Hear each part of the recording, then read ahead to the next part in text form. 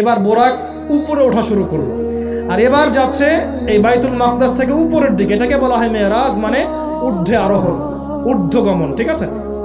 নবী সাল্লাল্লাহু আলাইহি ওয়াসাল্লাম এশার নামাজ পড়েছেন। কিসের নামাজ?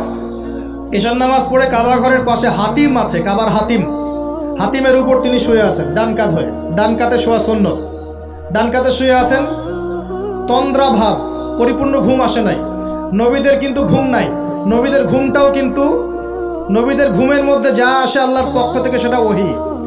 নবীদের দেহ ঘুমায়, অন্তর কিন্তু ঘুমায় না, মনে রাখবেন। নবীদের কি ঘুমায় না? কলব, অন্তর কিন্তু ঘুমায় না, মনে রাখবেন। এবার তিনি শুয়ে আছেন, হঠাৎ দুইজন ফেরেশতা আসলেন। কয়জন ভাই? একজন জিবরাইল আলাইহিস সালাম, একজন মিকাইল আলাইহিস সালাম। এসে নবী সাল্লাল্লাহু আলাইহি ওয়াসাল্লামকে আস্তে করে জাগিয়ে দিলেন। জাগিয়ে নবী সাল্লাল্লাহু আলাইহি ওয়াসাল্লামকে হাত ধরে নিয়ে যাচ্ছেন। কোথায়? পাশেই জমজম কূপের পাশে। পাশে জমজম কূপ আছে, দেখেছিলেন না? যারা হজ উমরা করে আসছেন হয়তো দেখতে পারবেন। এই জমজম আগের মতো তো আর নাই, একটা আইডিয়া পাবেন আর কি। জমজম কূপের পাশে নিয়ে গিয়ে নবী সাল্লাল্লাহু আলাইহি ওয়াসাল্লামকে আবার আস্তে করে শুয়ে দেওয়া হলো। এই যে পুরো ঘটনাগুলো ঘটে যাচ্ছে না, এগুলো কিন্তু মুহূর্তে ঘটে যাচ্ছে। মানে এই পুরো বিশাল ঘটনা ঘটে যাওয়ার পর দেখা যাবে ওই অজুর পানি কেবল গড়িয়ে গড়িয়ে যাচ্ছে, এখনো শেষ হয়নি। মানে সময়কে নিয়ন্ত্রণ করে। পৃথিবীর সময়ের ফ্রেম আর আল্লাহ পাকের টাইম ফ্রেম এক নয়। আল্লাহ পাকের টাইম ফ্রেম টোটালি ডিফারেন্ট, আমাদের টাইম ফ্রেম আলাদা, মনে থাকবে। এখানে কিন্তু অনেক নাস্তিক অনেক প্রশ্ন করতে পারে। এবার শুয়ে দেওয়ার পর নবী সাল্লাল্লাহু আলাইহি ওয়াসাল্লামের বুকটাকে একদম এই গলার নিচ থেকে নিয়ে যেখানে লোম উঠে, নাভি, এই নাভি পর্যন্ত চিরে দেওয়া হয়েছে, জীবিত অবস্থাতেই, জীবিত অবস্থাতেই। এবার তার হার্ট, কলিজাটাকে বের করা হয়েছে। এই প্রথম ওপেন হার্ট সার্জারি নাম শুনেছেন কিনা? যে ওপেন হার্ট সার্জারি হচ্ছে। এবার এই কলিজাটাকে প্রথমে জমজমের পানি দিয়ে ধোয়া হয়েছে। কিসের পানি? জমজমের পানির মধ্যে শেফা আছে। যাদের অসুস্থতা আছে জমজমের পানিতে সূরা ফাতিহা ফু দিয়ে খাবেন, ইনশাআল্লাহ শেফা হয়ে যাবে, ইনশাআল্লাহ শেফা হবে। জমজমের পানিতে ধোয়ার পরে এর এই কলবটাকে, কলিজাটাকে ঈমান এবং হিকমতে পূর্ণ একটা পেয়ালা দিয়ে ধুয়ে দেওয়া হয়েছে। একটা পেয়ালার মধ্যে ঈমান নিয়ে আসা হয়েছিল এবং হিকমা, প্রজ্ঞা নিয়ে আসা হয়েছে। এটা রাখার পরে এই ঈমান প্রজ্ঞা দিয়ে ঢেলে এই পুরো জায়গাটা বন্ধ করে দেওয়া হয়েছে। কি রূপকথা মনে হচ্ছে? আমরা যে নিঃশ্বাস নিচ্ছি এটাই কি আল্লাহর অলৌকিকত্ব না? এই যে হার্ট আমাদের পাম্প করতেছে, যখন আমরা ছোট বাচ্চা ছিলাম ওই সময় থেকে নিয়ে এখন পর্যন্ত পাম্প করছে, পাম্প করছে। 1 সেকেন্ডের জন্য কি থেমে গিয়েছিল? এটাই তো অলৌকিকত্ব। যে আল্লাহ আমাদেরকে বাঁচায় রাখতে পারেন, সে আল্লাহর পক্ষে এগুলো করা কি অসম্ভব কিছু? আচ্ছা, এবার নবী সাল্লাল্লাহু আলাইহি ওয়াসাল্লামকে একটা বাহনের মধ্যে উঠানো হচ্ছে। বাহনটার নাম বোরাক। কি নাম? বোরাক। এবার বাহনটা হচ্ছে গাধার চেয়ে একটু বড়, খচ্চরের চেয়ে একটু ছোট এবং একটু লম্বা দেহের, সাদা রঙের। কি রঙের? এবার নবীজি এখানে উঠতে যাচ্ছেন, বাহনটা একটু ফাপড় নিল, একটু ভাব দেখালো আর কি। ভাব দেখানো বোঝেন কিনা? ওই যে আপনার গার্লফ্রেন্ড আপনার সাথে যা দেখায় আর কি। আছে তো গার্লফ্রেন্ড, না ভাই? আলহামদুলিল্লাহ। তাহলে স্ত্রী তো দেখায়। স্ত্রী ভাব দেখালে সবর করতে হবে। কি করতে হবে? স্ত্রী ভাব দেখালে সবর করতে হবে, চুপ থাকতে হবে। এগুলো টিপস শেখেন, নাহলে পরে সমস্যা হতে পারে। স্ত্রী ভাব দেখাতে পারে, তখন সবর করতে হবে, চুপ থাকতে হবে। পরে দেখবেন ভাব নিজেই আবার ঠান্ডা হয়ে গেছে ইনশাআল্লাহ। ঠিক আছে? আর নিজে গরম হয়ে গেলে সমস্যা। আপনি গরম হয়ে গেলে পুরো একদম তরকারি পুরো যাবে একেবারে। কথা বুঝতে পারছেন? আল্লাহ বোঝার তৌফিক দান করুন।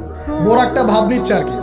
এখন বোরাককে জিবরাইল আলাইহিস সালাম বলছেন, এই শোনো, তোমাকে সৃষ্টি করার পর থেকে, ভালো করে শোনেন, তোমাকে সৃষ্টি করার পর থেকে মুহাম্মদ সাল্লাল্লাহু আলাইহি ওয়াসাল্লামের চেয়ে শ্রেষ্ঠ কোনো মানুষ তোমার গায়ে পা দেয় নাই। বলেন আল্লাহু আকবার। বলেন আল্লাহুম্মা সাল্লি আলা মুহাম্মদ, আল্লাহুম্মা বারিক আলা মুহাম্মদ। তোমাকে সৃষ্টি করার পর থেকে মুহাম্মাদের চেয়ে সাল্লাল্লাহু আলাইহি ওয়াসাল্লাম শ্রেষ্ঠ কোনো মানুষ তোমার পিঠে ওঠে নাই। সুবহানাল্লাহ। জান্নাত থেকেই বাহনটা নিয়ে আসা হয়েছে। কোত্থেকে? জান্নাত থেকে। এবার তিনি বোরাকে উঠলেন। বোরাক, ও আচ্ছা, বোরাক এই কথা শুনে কি করলো? বোরাক এই কথা শুনে ভাব তো চলে গেলই গেল, ও ঘামা শুরু করেছে, ঘামা শুরু করেছে, ঘামতে শুরু করেছে। অনেক সময় হয় না যে বড় কোনো ব্যক্তির সামনে গিয়ে মানে থরথর করে কাঁপা শুরু করেছে, ও ঘামা শুরু করেছে। এবার নবী সাল্লাল্লাহু আলাইহি ওয়াসাল্লাম উঠে বসলেন, বিসমিল্লাহ। এবার চলছে। কোথার দিক, কোন উদ্দেশ্যে চলছে? ওই যে জেরুজালেম, নাম শুনেছেন কিনা? এবার ওই দিকে ছুটলো বোরাক। কিভাবে ছুটলো? নবীজি বলছেন সাল্লাল্লাহু আলাইহি ওয়াসাল্লাম, আমাদের চোখের সীমা যতদূর পর্যন্ত যায়, বোরাকের একটা পাই ততদূর পর্যন্ত যাচ্ছে। কখনো সূর্যাস্ত দেখেন নাই? কতদূর পর্যন্ত তাকানো যায়? ওই যে সূর্য ডুবছে অতদূর পর্যন্ত বোরাকের একটা পা চলে যাচ্ছে। নিঃসন্দেহে আলোর বেগের চেয়ে বেশি বেগে যাচ্ছে সে। যদি যারা ফিজিক্স পড়ছেন, এই যে অ্যাস্ট্রোনমি নিয়ে পড়াশোনা করছেন, আপনারা তো জানেন আলোর বেগের চাইতেও যদি দ্রুতগামী কোনো বাহন আবিষ্কার করা যায়, তাহলে সময়ের চেয়ে বেশি দূরে যাওয়া যাবে না? যাওয়া যাবে। বোরাকের গতি নিঃসন্দেহে আলোর গতির চেয়ে বেশি ছিল। এবার নবী সাল্লাল্লাহু আলাইহি ওয়াসাল্লাম বলছেন যে আমরা যখন বাইতুল মাকদাস বা ওই যে বাইতুল মাকদিস, ওই যে মসজিদুল আকসার ওখানে গেলাম, জিবরাইল আলাইহিস সালাম একটা পাথরের মধ্যে ফুটা করলেন, সেই পাথরের মধ্যে ফুটা করে বোরাকটাকে বেঁধে রাখলেন। আর এই পাথরের ফুটার মধ্যেই সমস্ত নবী রসুল, এই পর্যন্ত যত নবী রসুল এসেছেন, ওই ফুটার মধ্যেই তাদের বাহনকে বেঁধে রাখতেন। সুবহানাল্লাহ। এবার নবীজি মসজিদে ঢুকলেন, ঢুকে দেখছেন একজন মানুষ নামাজ আদায় করছেন, একটু লম্বা গড়নের, ছিপছিপে দেহ, তো লম্বা, চুলগুলো কোকড়ানো কানের লতি পর্যন্ত। মনে থাকবে? চুলগুলো কোকড়ানো কি পর্যন্ত? তোমাদের মতো ছেলা নয় ডান বাম, কানের লতি পর্যন্ত চুল, ছিপছিপে দেহ, লম্বা, শানুয়া গোত্রের মতো। নবীজি বলছেন অনেকটা শানুয়া গোত্রের মানুষের মতো। শানুয়া গোত্র কারা একটু দেখে নিবা অনলাইনে। এখন নবী সাল্লাল্লাহু আলাইহি ওয়াসাল্লাম জিজ্ঞাসা করছেন উনি কে? জিবরাইল আলাইহিস সালাম বলছেন উনি হচ্ছেন নবী মূসা আলাইহিস সালাম। আল্লাহ বা কিভাবে এটা করলেন আল্লাহ ভালো জানেন, এটা আমরা ব্যাখ্যা করতে পারবো না। নবী মূসা আলাইহিস সালাম নামাজ পড়ছেন, আরেকজনকে দেখলেন তার গড়ন কিছুটা মাঝারি ধরনের, চুলগুলো হচ্ছে সিল্কি মানে স্ট্রেট চুল, লম্বা এবং সোনালি রঙের। কি রঙের? সোনালি। এবং গায়ের কালারটা হচ্ছে সাদা এবং লালের মিশ্রণে গঠিত। নবীজি জিজ্ঞাসা করলেন উনি কে? তাকে বলা হচ্ছে উনি হচ্ছেন নবী ঈসা আলাইহিস সালাম। এবার নবী সাল্লাল্লাহু আলাইহি ওয়াসাল্লাম সমস্ত আম্বিয়া কেরামের সামনে চলে গেলেন এবং সমস্ত নবীদেরকে নিয়ে 2 রাকাত নামাজ পড়লেন। নবীদের ইমাম কে? আমাদের নবী কাদের ইমাম? নবীদের ইমাম। আর সেই নবীর সুন্নত পালন করতে আমাদের এত কষ্ট হয় না ভাই? লজ্জা লাগে? দাঁড়িয়ে রাখলে লজ্জা লাগে না? টাকনুর উপর কাপড় তুলে লজ্জা লাগে? আস্তাগফিরুল্লাহ, আল্লাহ আমাদেরকে মাফ করুক। আমরা সর্বশ্রেষ্ঠ মানুষের উম্মত, সর্বশ্রেষ্ঠ নবীর উম্মত। আল্লাহ পাক আমাদেরকে যোগ্য উম্মত হওয়ার তৌফিক দান করুন। নবীজি নামাজ পড়লেন, নামাজ শেষ। নামাজ, ও আরেকটা কথা, আরেকজনকে নবীজি দেখলেন, তার অবয়ব সম্পর্কে তিনি বলছেন দেখতে হুবাহু আমার মতোই। নবীজি বলছেন দেখতে হুবাহু আমার মতোই। জিজ্ঞাসা করলেন তিনি কে? জিবরাইল আলাইহিস সালাম বলছেন তিনি হচ্ছেন নবীগণের পিতা ইব্রাহিম আলাইহিস সালাম। ইব্রাহিম আলাইহিস সালামের দেহের গঠন, চেহারা একদম আমাদের নবীর মতো ছিল। সুবহানাল্লাহ। হয়তোবা এই কারণেই, হয়তোবা আল্লাহ ভালো জানেন, আমরা কিন্তু দরুদে কার নাম পড়ি? নবীর নামের সাথে ইব্রাহিম আলাইহিস সালামের নাম পড়ি, এবং তার জীবনীর সাথে আমাদের নবীর জীবনী কিন্তু হুবহু মিল আছে। আমাদের নবীজিকে হিজরত করতে হয়েছে, ইব্রাহিম আলাইহিস সালামকে করতে হয়েছে। ইব্রাহিম আলাইহিস সালামকে আগুনের পরীক্ষা দেওয়া লাগছে, আমাদের নবীকে বদরে উহুদে পরীক্ষা দেওয়া লাগছে, লাগে নাই? আমাদের নবীকে পাশে ছিলেন স্ত্রী খাদিজা রাদিয়াল্লাহু আনহা, ইব্রাহিম আলাইহিস সালামের পাশে ছিলেন স্ত্রী সারা এবং হাজারা আলাইহিস সালাম। মানে টোটালি মিল পাবেন আপনি দেখবেন টোটালি মিল আছে। ওইদিকে যাচ্ছি না আমি। এবার নামাজ শেষে নবী সাল্লাল্লাহু আলাইহি ওয়াসাল্লাম আবার বোরাকে উঠলেন। এবার বোরাক উপরে ওঠা শুরু করলো। এই পর্যন্ত যেটা এসেছে এটা হচ্ছে মক্কা থেকে জেরুজালেম পর্যন্ত, এটাকে বলা হয় ইসরা। এটাকে কি বলা হয়? ইসরা মানে নাইট জার্নি, মানে রাত্রেবেলা নৈশ ভ্রমণ। আর এবার যাচ্ছে এই বাইতুল মাকদাস থেকে উপরের দিকে, এটাকে বলা হয় মেরাজ, মানে ঊর্ধ্বে আরোহণ, ঊর্ধ্বগমন। ঠিক আছে? এবার প্রথম আকাশে যখন পৌঁছালেন, প্রথম আকাশের দরজা আছে, কে আছে? আর প্রথম আকাশ মানে আমরা যে তারা দেখি এগুলো কিন্তু প্রথম আকাশে। ঠিক আছে? প্রথম আকাশ মানে প্রথম মহাকাশ। শুধু এটা নয় যে ওই যে ওজোনোস্ফিয়ার, আয়নোস্ফিয়ার যেটা ভাগ করেছি, এগুলো নয়। আমরা যা দেখি এগুলো সব হচ্ছে প্রথম মহাকাশের অংশ। এখানে দরজা আছে একটা, আমরা দেখতে পারি না। এখানে গিয়ে জিবরাইল আলাইহিস সালাম দাঁড়িয়ে গেলেন, নবী সাল্লাল্লাহু আলাইহি ওয়াসাল্লাম দাঁড়িয়ে গেলেন। ওই দিক থেকে আওয়াজ আসছে যে কে? জিবরাইল আলাইহিস সালাম বলছেন যে আমি জিবরিল। আপনার সাথে কে? বলা হচ্ছে আমার সাথে হচ্ছে বিশ্বনবী মুহাম্মদ রাসূলুল্লাহ সাল্লাল্লাহু আলাইহি ওয়াসাল্লাম। আপনাকে কি পাঠানো হয়েছিল তাকে আনার জন্য? তিনি বলছেন হ্যাঁ। তিনি বলেছেন হ্যাঁ, বাস হ্যাঁ, কারণ তিনি সাদিকুল আমিন। এবার দরজা খুলে দেওয়া হলো, তিনি ভিতরে ঢুকলেন, দেখলেন সেখানে একজন ব্যক্তি যিনি মাশাআল্লাহ ডান দিকে তাকাচ্ছেন, ডান দিকে অনেক আদম সন্তানের আকৃতি আছে, ডান দিকে তাকাচ্ছেন, হাসছেন, বাম দিকে তাকাচ্ছেন, বাম দিকে অনেক আদম সন্তানের আকৃতি আছে, বাম দিকে তাকিয়ে কাঁদছেন। নবী সাল্লাল্লাহু আলাইহি ওয়াসাল্লাম বললেন, উনি কে? তখন তাকে বলা হলো, ইনি হচ্ছেন আপনাদের পিতা, আদম সন্তানদের পিতা, আদম আলাইহিস সালাম। আদম আলাইহিস সালাম নবীকে দেখে সালাম দিলেন। আদম আলাইহিস সালাম নবীকে সালাম দিলেন, নবীও সালামের প্রত্যুত্তর করলেন এবং আদম আলাইহিস সালাম তার জন্য দোয়া করলেন। তিনি উঠে গেলেন আরও উপরে। এবার দ্বিতীয় মহাকাশে যখন চলে গেছেন, এই দ্বিতীয় মহাকাশ পর্যন্ত সায়েন্স যেতে পারে নাই, কেউই পারেনি আল্লাহ রাসূল সাল্লাল্লাহু আলাইহি ওয়াসাল্লাম ছাড়া। এখানে গিয়ে তিনি দেখলেন সিমিলারলি দুজন বসে আছেন। কয়জন? দুজন। এবং দুজন এর পরিচয় জিজ্ঞাসা করলে জিবরাইল আলাইহিস সালাম বললেন, ইনি হচ্ছেন ঈসা আলাইহিস সালাম আর ইনি হচ্ছেন ইয়াহইয়া আলাইহিস সালাম। দুজনের মাঝে কি সম্পর্ক? খালাতো ভাই। কি সম্পর্ক? খালাতো ভাই। এখানে বলে রাখি দুজনের মিলটা কি? এই দুজনকেই ইহুদিরা হত্যা করার চেষ্টা করেছে।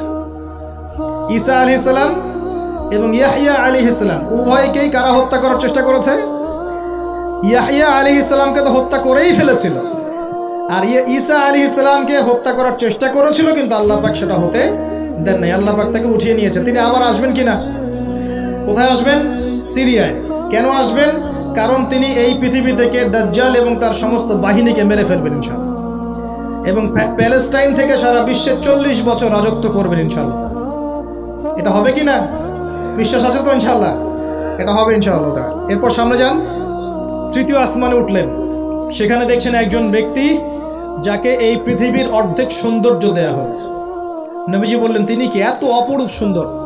তখন নবী সাল্লাল্লাহু আলাইহি ওয়াসাল্লামকে বলা হচ্ছে, তিনি হচ্ছেন ইউসুফ আলাইহিস সালাম, যাকে এই পৃথিবীর অর্ধেক সৌন্দর্য দেয়া হয়েছে। আমরা সূরা ইউসুফ পড়ি আর মনে করি এটা হচ্ছে ইউসুফ জুলাইখার ঘটনা, তাই না ভাই? আসলে এখানে প্রেম কাহিনী কার? এখানে প্রেম কাহিনী হচ্ছে ইউসুফ আলাইহিস সালাম এবং তার বাবার। ভালো করে পড়ে দেখবেন, এখানে বাবা এবং ছেলের মহব্বতের কাহিনী বর্ণিত হয়েছে। আর ইউসুফ আলাইহিস সালামের বাহ্যিক সৌন্দর্য নিয়ে আমরা কথা বলি, তার বাহ্যিক সৌন্দর্যের চাইতে তার চরিত্রের সৌন্দর্য ছিল 1000 গুণ বেশি। জেনার অপবাদ দিয়েছে তাকে মানুষ, তিনি নির্দোষ হয়েও বিনা অপরাধে 12 বছর জেল খেটেছেন, তারপরেও তিনি অন্যায় পথে পা বাড়ান নাই, বাড়িয়েছেন। আল্লাহ পাক আমাদেরকে এগুলো বোঝার তৌফিক দান করুন। আরও উপরে উঠলেন, চতুর্থ আসমানে উঠে দেখছেন এখানে আরেকজন একইভাবে আছেন, তার নাম হচ্ছে কি বলেন? ইদ্রিস আলাইহিস সালাম। কি নাম? ইদ্রিস আলাইহিস সালাম। তিনি চতুর্থ আসমানে অপেক্ষা করেন। একইভাবে সবার সাথে কথাবার্তা হলো, সালাম বিনিময় করা হলো, মোবারকের দোয়া করলেন, তিনি আবার উঠে গেলেন। পঞ্চম আসমানে উঠে তিনি দেখছেন ওই ইচ্ছে নবী মুসা আলাইহিস সালাম। কোন নবী? নবী মুসা আলাইহিস সালাম। সবাই সালাম দিচ্ছেন, একইভাবে কথাবার্তা হচ্ছে। ষষ্ঠ আসমানে উঠে দেখছেন হারুন আলাইহিস সালাম, মুসা আলাইহিস সালামের ভাই, মনে আছে? হারুন আলাইহিস সালাম, যিনি ফেরাউনের কাছে দাওয়াত নিয়ে গিয়েছিলেন, মুসা আলাইহিস সালামের সাথে ছিলেন। সপ্তম আসমানে উঠে তিনি দেখছেন একজন ব্যক্তি যার চেহারা একদম ছোট ছোট বাচ্চারা যারা মারা যায়, আল্লাহ রাব্বুল আলামিন তাদের রূহটাকে ওখানে রেখেছেন। তারা ওখানে খেলছে, যখনই ওদের পিতামাতার কথা মনে হয় দৌড় দিয়ে আসে ইব্রাহিম আলাইহিস সালামের কাছে। মনে রাখবেন, বাচ্চাদের সাথে কেন ইব্রাহিম আলাইহিস সালামকে রাখা হবে, এখানে একটা ব্যাখ্যা হতে পারে, আল্লাহু আ'লাম। শিশুদের সাথে থাকতে হলে শিশুর মতো মন থাকতে হয়। বাচ্চাদের সাথে কারা ভালোভাবে মিশতে পারে জানেন? যাদের মনটা বাচ্চাদের মতো, শিশুর মতো সরল হতে হয়, শিশুর মতো হতে হয়, সরল। যাদের মন শিশুর মতো সরল, এদের মনের মধ্যে কিন্তু হিংসা, বিদ্বেষ, রিয়া, অহংকার এগুলো থাকবে না। ইব্রাহিম আলাইহিস সালাম ওই শিশু কুরবানির পরীক্ষায় ফেলতে হয়েছিল না? আল্লাহ রাব্বুল আলামিন দেখেন তাকে বাচ্চাদের সাথে রেখে দিয়েছে। বাচ্চারা ওখানে খেলাধুলা করে, যখনই ওদের বাবার কথা মনে হয়, মায়ের কথা মনে হয়, দৌড় দিয়ে ইব্রাহিম আলাইহিস সালামের কাছে চলে আসে। তিনি আদর করে দেন, আবার চলে যায়। কি চমৎকার দৃশ্য! তিনি হেলান দিয়ে আছেন বাইতুল মামুরে, সালাম করলেন, সালাম করে নবীজিকে বললেন, হে নবী, আপনার উম্মতকে জানিয়ে দিয়েন, আমি আপনাদেরকে সেটা জানিয়ে দিচ্ছি। হে নবী, আপনার উম্মতকে জানিয়ে দিয়েন যে জান্নাত হচ্ছে একটা উর্বর জায়গা, জান্নাতের পানি হচ্ছে মিষ্টি, জান্নাতের মাটি খুব উর্বর, জান্নাতের অনেক জায়গা ফাঁকা পড়ে আছে। আপনার উম্মতকে জানিয়ে দিন এই ফাঁকা জায়গাগুলোতে তারা যদি গাছ লাগাতে চায় তাহলে যেন পড়ে সুবহানাল্লাহ, আলহামদুলিল্লাহ, ওয়ালা ইলাহা ইল্লাল্লাহ, আল্লাহু আকবার, ওয়ালা হাওলা ওয়ালা কুওয়াতা ইল্লা বিল্লাহ। এই মেসেজটা কে দিয়েছেন? ইব্রাহিম আলাইহিস সালাম। এই যে বাইতুল মামুরে হেলান দিয়ে আছেন, এটা কি? নবীজি বলছেন এটা হচ্ছে ফেরেশতাদের ইবাদত করার জায়গা। কাবা ঘর আছে না আমাদের, এই কাবা ঘরের ঠিক সোজা উপরে বাইতুল মামুর আছে, সপ্তম আসমানের উপর। ফেরেশতারা কিভাবে ইবাদত করেন শোনেন। নবীজি বলছেন এই বাইতুল মামুরে প্রতি মুহূর্তে 70,000 ফেরেশতা তাওয়াফ করছে। সুবহানাল্লাহ। ঠিক যেমন এখানে তাওয়াফ হচ্ছে 24 ঘন্টা, তাওয়াফ কি থেমে থাকে? তাওয়াফ থামে না। ঠিক ওইভাবে বাইতুল মামুরে তাওয়াফ থেমে থাকছে না। বাইতুল মামুরে ফেরেশতারা তাওয়াফ করছেন 70,000 ফেরেশতা একই সাথে। আর শুনে রাখেন, যে 70,000 ফেরেশতা একবার তাওয়াফ করার সৌভাগ্য পেয়েছে তারা কিয়ামত পর্যন্ত আর দ্বিতীয়বার চান্স পাবে। এবার কি চিন্তা করতে পারছেন ফেরেশতাদের সংখ্যা কত কত হতে পারে? আমাদের সংখ্যা তত্ত্বের বাইরে, আমাদের সংখ্যা তত্ত্বের বাইরে। এবার নবী সাল্লাল্লাহু আলাইহি ওয়াসাল্লাম আরো একটু উপরে উঠলেন। এই জায়গার নাম সিদরাতুল মুনতাহা। কি নাম? সিদরাতুল মুনতাহা। এটা হচ্ছে একটা বড়ই গাছ। বড়ই গাছ দেখেছেন তো? এটা নবীজি বলছেন এত চমৎকার এই বড়ই গাছ, এর মধ্যে এত বেশি রং ছিল যে রংগুলোকে আমি ব্যাখ্যা করতে পারবো না। এর পাতাগুলো ছিল হাতির কানের মতো এবং এর ফলগুলো ছিল মটকার মতো বড় বড় এক একটা, এবং এর মধ্যে প্রজাপতি বসেছিল। এই প্রজাপতিগুলোর রং এত চমৎকার যেগুলো আমাদের পৃথিবীর রঙের মতো নয়। মানে এগুলো ব্যাখ্যা করার মতো শব্দ আমাদের কাছে নাই। অ্যামেজিং। এটা কোন জায়গা? আমাদের সবার রূহগুলো যেখানে উঠে যায়। এটা কোন জায়গা? আমাদের সবার নেক আমলগুলো যেখানে উঠে যায়। সবার রূহ, মৃত ব্যক্তিদের রূহ বা আত্মা এবং নেক আমলগুলো এই পর্যন্ত ওঠে, এরপরে সেখান থেকে উঠিয়ে নেওয়া হয়, এরপরে তারা আর যেতে পারে। একইভাবে উপর থেকে আল্লাহ পাকের কোনো আদেশ আসলে এই সিদরাতুল মুনতাহা পর্যন্ত আসে, এরপর সেখান থেকে নিয়ে আসা হয়। আমি কি বুঝতে পারছি? এই হলো সিদরাতুল মুনতাহা, যেটা ফেরেশতাদের শেষ সীমা। এরপরে ফেরেশতারা আর যেতে পারবেন না। আল্লাহ পাকের নিকটবর্তী ফেরেশতারা ছাড়া নর্মাল যারা, তারা ওখানে যেতে পারবে। নর্মাল মানে বলছি যারা এমনি অন্যান্য দায়িত্বে আছেন তারা সেখানে যেতে পারবেন না। এই পর্যন্ত লাস্ট ওই যে লাইন থাকে না, ডেড লাইন, এটা ডেড লাইন, এরপর যেতে পারবে। এবার আমাদের নবীকে এখানে বাহন চেঞ্জ করে দেওয়া হলো, অন্য একটা বাহন আরো দ্রুতগামী তাকে দেওয়া হলো। এই বাহনে করে নবীজি একদম আলো পর্দা ভেদ করে উপরে উঠছেন। আল্লাহ পাকের একদম কাছাকাছি আসছেন। কাছাকাছি আসার পর তিনি বলছেন, আমি তখন শুনতে পেলাম যে আল্লাহ পাকের নিকটস্থ ফেরেশতা যারা আল্লাহর আদেশ লিখে রাখেন, তারা কলম দিয়ে লিখছে আল্লাহর আদেশ। এই কলমের লিখার খসখস শব্দ আমি শুনতে পেলাম। আল্লাহু আকবার। এবার আল্লাহ রাব্বুল আলামিন তাকে কাছে নিয়ে, শোনেন প্রিয় ভাই, উম্মতে মুহাম্মাদি শুনে রাখো, আল্লাহ পাক 3টা স্পেশাল ওহী করলেন। কয়টা ভাই? 3টা। অন্যান্য অনেক কথা তো হয়েছে, সেগুলো তো আমরা হাদিসের মধ্যে আমরা ডিটেলস বলতে পারছি না, সময় শর্ট। 3টে স্পেশাল ওহী আল্লাহ রাব্বুল আলামিন করেছেন। তার প্রথমটা হচ্ছে নবী সাল্লাল্লাহু আলাইহি ওয়াসাল্লামকে এই জায়গায় 50 ওয়াক্ত নামাজ হাদিয়া গিফট দেয়া। কত ওয়াক্ত? এবার নবীজি 50 ওয়াক্ত নিয়ে চলে আসছেন। পরের দুইটা পরে বলছি। 50 ওয়াক্ত নিয়ে চলে আসছেন। আসার সময় এই যে ষষ্ঠ আসমানে, পঞ্চম আসমানে কার সাথে দেখা? মুসা। কে আমাকে করছে? মুসা আলাইহিস সালাম। তিনি বলছেন, আল্লাহ পাক কি দিয়েছেন আপনাকে হাদিয়া? নবী সাল্লাল্লাহু আলাইহি ওয়াসাল্লাম বলছেন 50 ওয়াক্ত নামাজ। কত ওয়াক্ত? 50 ওয়াক্ত। নবী এবার মুসা আলাইহিস সালাম বলছেন, আমার উম্মতকে 2 ওয়াক্ত নামাজ দেওয়া হয়েছে, সেটাই আমার উম্মত আদায় করতে পারে নাই। 50 ওয়াক্ত নামাজ আপনার উম্মত পারবে না, আপনি কমাই নিয়ে আসেন, যান। তিনি আবার গেলেন 50 থেকে 45, আবার 45 থেকে 40, 40 থেকে 35, 35 থেকে 30, এই করতে করতে করতে করতে 5 ওয়াক্ত যখন আসলো, তখনও নবীজিকে বলা হচ্ছে আপনি আরও কমাই নিয়ে আসেন। নবীজি বলছেন, আমার যেতে লজ্জা লাগছে, আল্লাহ পাক আমাকে এত বেশি কমিয়ে দিলেন, আরও কমাতে চাইতে আমার লজ্জা লাগছে। দেখেন, মুসা আলাইহিস সালাম বলেছিলেন আমার উম্মতকে 2 ওয়াক্ত নামাজ দেওয়া হয়েছিল, আদায় করতে পারে নাই। উম্মতে মুহাম্মাদের মধ্যে এমন মানুষ নাই 2 ওয়াক্ত 1 ওয়াক্ত নামাজও পড়তে পারে না। নবীদের এটা হিকমা, দূরদর্শিতা। এবার নবী সাল্লাল্লাহু আলাইহি ওয়াসাল্লাম আল্লাহর কাছে গিয়ে আরজি পেশ করছেন। আল্লাহ রাব্বুল আলামিন বলছেন, 5 ওয়াক্ত নামাজ আমি দিলাম, কিন্তু 5 ওয়াক্ত যদি তোমার উম্মত আদায় করে 50 ওয়াক্তের নেকি দেওয়া হবে ইনশাআল্লাহ। আরেকটা বেনিফিট তোমার উম্মতের যে কোনো ব্যক্তি যে আমলই করুক না কেন 10 গুণ বাড়ায় নেকি দেওয়া হবে ইনশাআল্লাহ। কিন্তু তোমার উম্মতের কোনো ব্যক্তি যদি গুনাহ করে তাহলে গুনাহকে 10 গুণ বাড়ায় দিব না ইনশাআল্লাহ। গুনাহ একটাই থাকবে, গুনাহ কি হবে? একটাই থাকবে। আর নেকির কাজ করলে 10 গুণ বাড়ায় দেওয়া হবে। 1 টাকা দান করছেন 10 টাকার নেকি হবে, 1 রাকাত নামাজ পড়ছেন 10 টাকাতে নেকি হবে, একটা সেজদা করছেন 10টা সেজদার নেকি হবে ইনশাআল্লাহ। কথা বুঝতে পারছেন? এটা হলো একটা গিফট বা হাদিয়া। সেকেন্ড গিফটটা হচ্ছে আল্লাহ রাব্বুল আলামিন নবী সাল্লাল্লাহু আলাইহি ওয়াসাল্লামকে সূরা বাকারার শেষের 2টা বা 3টা আয়াত ওহী করলেন। কয়টা ভাই? শেষের 2টা বা 3টা। লিল্লাহি মা ফিস সামাওয়াতি এখান থেকে ফানসুরনা আলাল কওমিল কাফিরিন পর্যন্ত। এই আয়াতগুলোর ফজিলত সম্পর্কে এসেছে যে রাতের বেলা কেউ যদি এই আয়াতগুলো পড়ে ঘুমায়, সূরা বাকারার শেষের 2টা বা 3টা পড়ে ঘুমায়, সারা রাত তাহাজ্জুদের নেকি পাবে ইনশাআল্লাহ। এবং দৃশ্য অদৃশ্যের কোনো ক্ষতি, তার কোনো অনিষ্ট সাধন করতে পারবে না ইনশাআল্লাহ। এই যে সমস্যা হয় ঘুমের মধ্যে, জিনের সমস্যা, জাদুর সমস্যা, বদনজর ইত্যাদি, কোনো রকম প্রবলেম তাকে ফেস করতে হবে না ইনশাআল্লাহ। সূরা বাকারার শেষের কয় আয়াত? কমপক্ষে 2 আয়াত, যদি পারেন 3টা আয়াত পড়বেন। 2টা হাদিয়া হল। 3 নম্বর হাদিয়াটা আরও বড়। 3 নম্বর হাদিয়া হচ্ছে নবী সাল্লাল্লাহু আলাইহি ওয়াসাল্লামকে আল্লাহ পাক বললেন, তোমার উম্মতের, একটু গৌর করে শোনেন, তোমার উম্মতের যে কোনো ব্যক্তি যত পাপই করুক না কেন, যদি আমার সাথে শিরকের পাপ না করে, শিরকের পাপ ছাড়া আমার সাথে সাক্ষাৎ করে, আসমান জমিন সমান যদি পাপ করে, আমি আল্লাহ তার সামনে আসমান জমিন সমান ক্ষমা নিয়ে হাজির হব ইনশাআল্লাহ।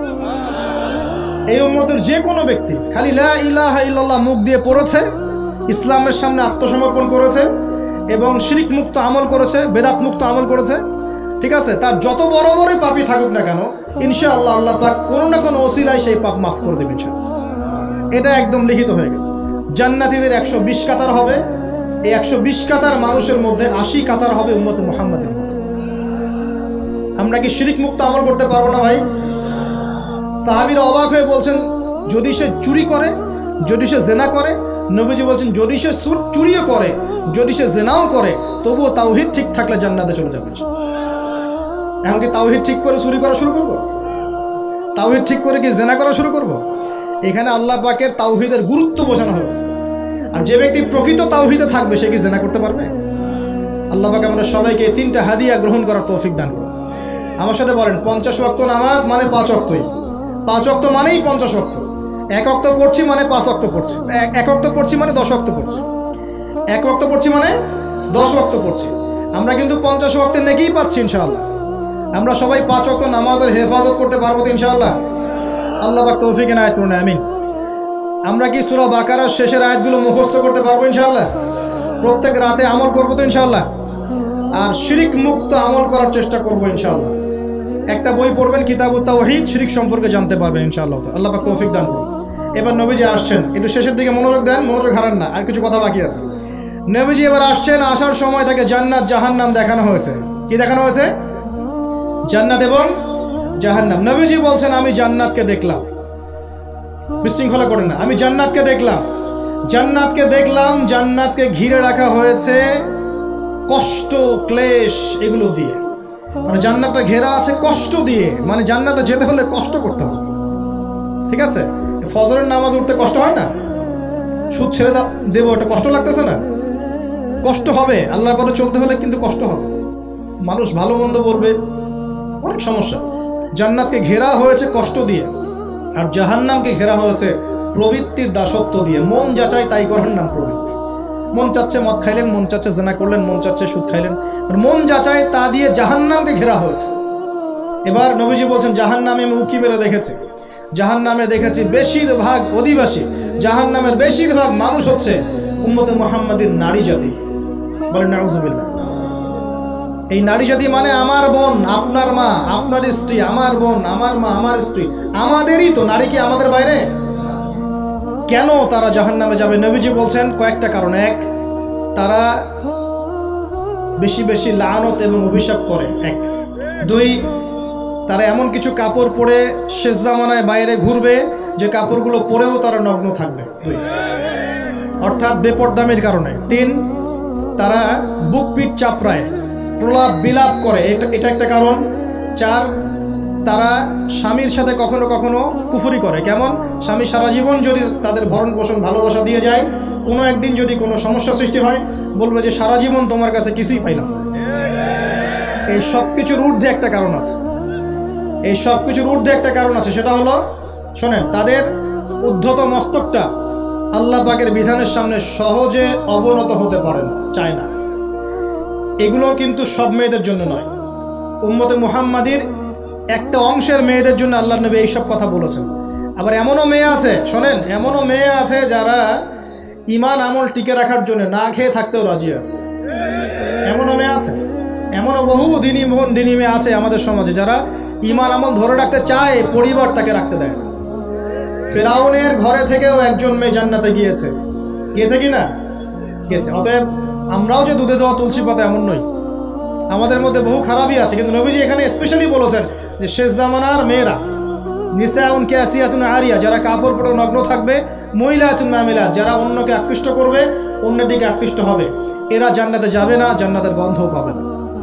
নবীজি বলেছেন আমি জাহান্নামে দেখেছি বেশিরভাগ নারী জাতি। এখানে আমার মা, আমার বোন, আপনার মা, আপনার বোনের সতর্ক হওয়ার কি হেদায়েত আছে কি নাই? আর এই মেয়েদেরকে চালাই কি আমরা না অন্য কেউ? আমরাই তো আমাদের পরিবারকে চালাই কি না? আমরাই তো খাওয়াই পড়ে নাকি? তাহলে আমাদের পরিবারের বোনেরা কি পর্দা করতে পারবে না? প্রতিষ্ঠা করতে পারবেন না? পরিবারের আমাদের মায়েরা, বোনেরা, স্ত্রীরা পর্দা করবে না? এই দায়িত্ব আমাদের না? পরিবারের কর্তা আমরা নই? আল্লাহকে আমাদেরকে জিজ্ঞাসা করবেন না? অতএব আমরাও যেন সতর্ক হয়ে যাই, আল্লাহ পাক তৌফিক দান করুন। এই জন্য বলি, বিয়ে করতে হলে আগে দিনদারিতা দেখবেন, তারপর বিয়ে করবেন। দুনিয়াদারিতা দেখে বিয়ে করলে পরে পস্তাবেন। ছেলে মেয়ে উভয়ের প্রতি একই নসিহত, বিয়ে করতে যদি হয়, বিয়ে যদি করতেই হয়, তাহলে দিনদারিতা দেখে বিয়ে করুন। তারপর দেখবেন যে মেয়ের বংশ কেমন, সৌন্দর্য কেমন, এই সেই পরে দেখবেন। আগে দেখবেন দিনদারিতা ঠিক আছে কিনা। ছেলের ক্ষেত্রে একই বিধান, আগে দেখতে চান না কত বড় চাকরি করে, কত প্রপার্টিজ আছে, কত বড় বাড়ি, এগুলো পরে দেখবেন। আগে দেখবেন ছেলে নামাজ পড়ে কিনা, ছেলের মধ্যে সুন্নত আছে কিনা, এইগুলো আগে দেখবেন। এই বিয়ে নিয়ে প্রচুর জাহিলিয়াত সমাজে আছে, এই কারণেই পরিবারগুলো এখন ভেঙে যাচ্ছে। আল্লাহ পাক আমাদেরকে সুন্নাহ মেনে চলার তৌফিক দান করুন, বলি আমিন। নবীজি এখানে বলেছেন আমি জাহান্নামে দেখেছি বেশিরভাগ অধিবাসী নারী জাতি। আমাদের বোনদেরকে রিকোয়েস্ট করবো, সতর্ক হয়ে যান, আল্লাহর ওয়াস্তে সতর্ক হয়ে যান। কেন শোনেন, কেন নবীজি বললেন এই পয়েন্টটা একটু ভালো করে বোঝেন। কেন নবীজি এই উম্মতের মধ্যে বেশিরভাগ মেয়েকে জাহান্নামী বললেন? আপনি একটু চিন্তা করেন তো, এই উম্মতের মধ্যে কি এমন হয়েছে, এই উম্মতের মেয়েদের সাথে কি এমন হয়েছে যার ফলে মেয়েদেরকে আর ঘরে রাখা যায় না, সব বাইরে চলে আসতেছে? কি হয়েছে এই উম্মতের মেয়েদের সাথে? এই প্রবলেম তো আগে 200-500 বছর আগে ছিল না।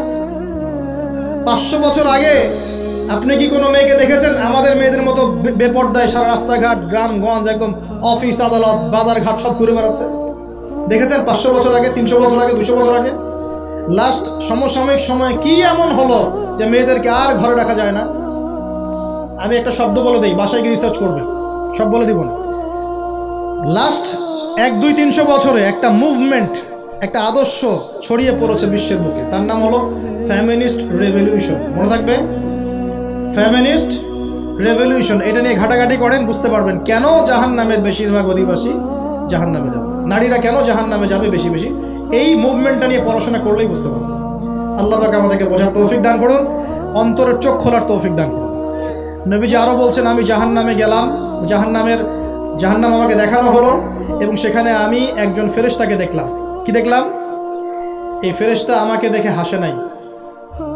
সবাই মনোযোগ দেন, মেরাজের রাতের সবাই নবী সাল্লাল্লাহু আলাইহি ওয়াসাল্লামের সাথে হাসি মুখে সাক্ষাৎ করেছেন এই ফেরেশতা বাদ দিয়ে। নবীজি বললেন জিবরাইল আলাইহিস সালামকে, সে এত গম্ভীর কেন, তার চেহারা হাসি নাই কেন? জিবরাইল আলাইহিস সালাম বলছেন যখন থেকে আল্লাহ পাক তাকে জাহান্নামের দায়িত্ব দিয়েছেন, যেদিন থেকে আল্লাহ পাক এই ফেরেশতাকে জাহান্নামের দায়িত্ব দিয়েছেন, ওই দিন থেকে তার চেহারার হাসি চলে গেছে। আর কিছু বলতে হবে? কেন হাসি চলে গেল? খুশিতে? জাহান্নামে আল্লাহ পাকের আযাব এবং এই আযাবের দায়িত্ব পালন করতে গিয়ে তার চেহারা থেকে হাসি চলে গেছে। নবীজি জানালেন তার নাম হচ্ছে মালিক। কি নাম? মালিক। আমরা দোয়া করি আমরা যেন তার সাক্ষাৎ না পাই, আমরা দোয়া করি আমরা যেন তার সাক্ষাৎ না পাই, আমিন।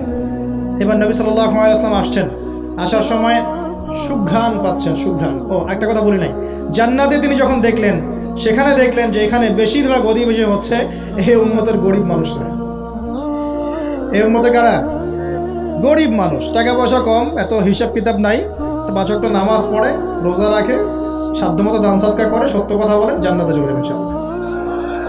গরিবদের 500 বছর আগে, কত বছর আগে? তার মানে এই উম্মতের যদি কেউ গরিব হয়ে থাকি আমরা, কষ্টের কিছু আছে? ইনশাআল্লাহ কষ্টের কিছু নাই। তারপর নবীজি আসছেন, তিনি বলছেন যে আমি একটা মিষ্টি জান্নাতি সুঘ্রাণ পেলাম। আমি জিজ্ঞাসা করলাম এটা কোত্থেকে আসছে? তখন জিবরাইল আলাইহিস সালাম বললেন, এই ঘ্রাণ আসছে ফেরাউনের মেয়ের চুল আঁচড়ে দিত একজন দাসী, হঠাৎ একদিন চিরুনি পড়ে গেল